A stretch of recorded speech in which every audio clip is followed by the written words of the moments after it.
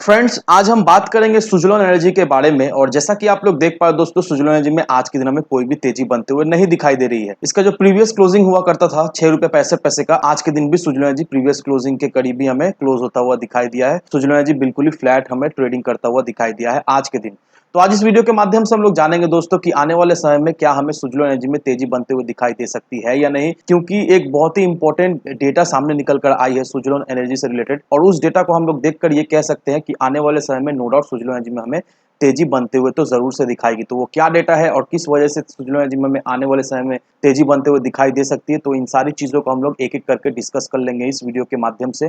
तो make sure दोस्तों video को स्किप ना कर पूरा देखो, ताकि आप चीजों को सही से समझ पाओ और अपनी एक खुद की इन्वेस्टमेंट डिसीजन ले पाओ। लेकिन दोस्तों मेरी आपसे एक ही रिक्वेस्ट रहेगी कि चैनल को सब्सक्राइब और वीडियो को जरूर से लाइक कर देना, ताकि आपको इस तरह की अपडेट्स रेगुलर बेसिस पर मिलती रहे। तो चलिए फ्रेंड्स, वीडियो को स्टार्ट करते हैं। तो सबसे पहले अगर इसके आज के कारोबार पर नजर डालें तो स्टॉक जो है ओपन हुआ 6 रुपए 70 पैसे में, हाई बनाया इसने 6 रुपए 75 पैसे का, लो बनाया इसने 6 रुपए 60 पैसे का। और आप देख पाओ दोस्तों बिल्कुल फ्लैट सुज़लोन एनर्जी हमें आज के दिन क्लोजिंग होता हुआ दिखाई दिया है। अब दोस्तों सबसे पहले इसके हम लोग शेयर होल्डिंग पैटर्न को देखेंगे। यहाँ पर देखो दोस्तों, लेटेस्ट शेयर होल्डिंग पैटर्न जो है वो हमारे सामने निकल कर आ गई है सुज़लोन एनर्जी का। तो अगर सुज़लोन एनर्जी के प्रमोटर्स होल्डिंग को देखेंगे दोस्तों, तो यहाँ पर मार्च के महीने में 15.85% हमें प्रमोटर होल्डिंग दिखाई दिया था। और लेटेस्ट जून के महीने का अगर शेयर होल्डिंग पैटर्न को देखेंगे दोस्तों, तो 14.92% का घटकर हो चुका है। और ये जो प्रमोटर्स होल्डिंग हमें घटता हुआ दिखाई दे रहा है दोस्तों, ये होल्डिंग्स घटने का पीछे हम लोग रीजन बहुत अच्छी तरीका से जानते हैं दोस्तों, क्योंकि प्रमोटर्स ने अपना बहुत सारे स्टेक जो है वो रेक और इरेडा को भी दिया है, बहुत सारे शेयर जो है वो ओपन मार्केट में बिक्री भी किया है। तो इस वजह से प्रमोटर्स होल्डिंग्स में हमें गिरावट होते हुए दिखाई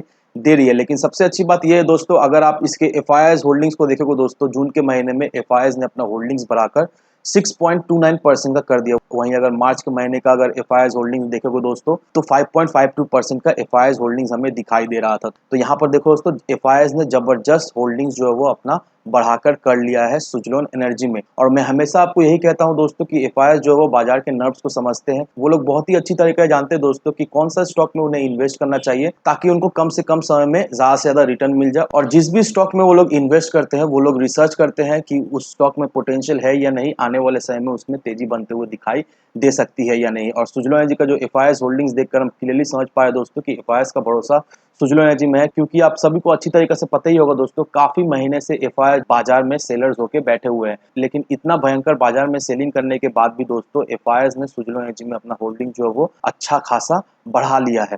वहीं अगर डीआईएस के होल्डिंग्स को देखेंगे दोस्तों, यहाँ पर डीआईएस का होल्डिंग्स में भी हमें एक अच्छा खासा ग्रोथ होता हुआ दिखाई दे रहा है। मार्च के महीने में डीआईएस का जो होल्डिंग्स हुआ करता था वो 13.57% का हुआ करता था।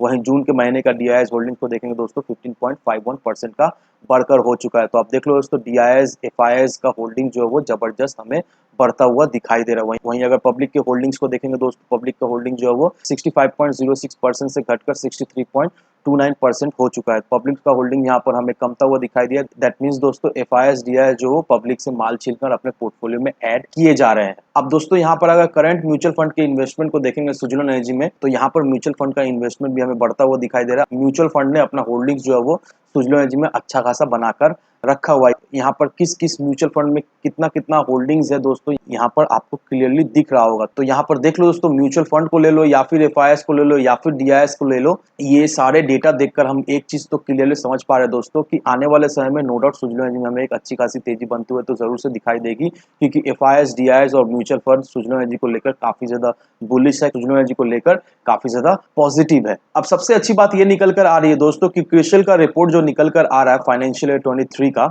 उस रिपोर्ट में ये मेंशन किया हुआ है कि पावर का जो डिमांड है वो हमें 6% तक बढ़ता हुआ दिखाई दे रहा है second consecutive year, that means financial year 23 में। तो आप देख लो दोस्तों, ईयर ऑन ईयर बेसिस से किस तरह से पावर डिमांड जो है वो हमें दिन पर दिन बढ़ता हुआ दिखाई दे रहा है। और हम लोग ये क्लियरली जानते हैं दोस्तों कि सरकार का जो विजन है कि जितना भी पावर डिमांड है वो आने वाले समय में पूरी तरीके से रिन्यूएबल एनर्जी से ही फुलफिल की जाए। और यहाँ पर ये आर्टिकल देखकर हम लोग क्लियरली समझ पा रहे दोस्तों कि सरकार ने पूरी तरीके से ठान लिया है कि आने वाले समय में रिन्यूएबल एनर्जी ही जो है वो बेस रहने वाला है पावर डिमांड को फुलफिल करने के लिए। यहाँ पर देखो दोस्तों, सरकार प्लान कर रही है एक अमेंडमेंट पास करने का पार्लियामेंट में, जिसका नाम होगा एनर्जी कंजर्वेशन एक्ट। और इस एक्ट के तहत दोस्तों जितने भी सरकारी बिल्डिंग्स हो गया या फिर ऑफिस हो गया या फिर प्राइवेट ऑफिस हो गया, इस सारे सेक्टर में जितने भी पावर नीड है, जितने भी पावर डिमांड है, वो सारे पावर नीड या फिर सारे पावर डिमांड को रिन्यूएबल एनर्जी से ही फुलफिल की जाएगी। ऐसा सरकार का विजन है और बहुत ही जल्द दोस्तों सरकार ये एक्ट लाने वाली है ताकि ये मैंडेटरी हो जाए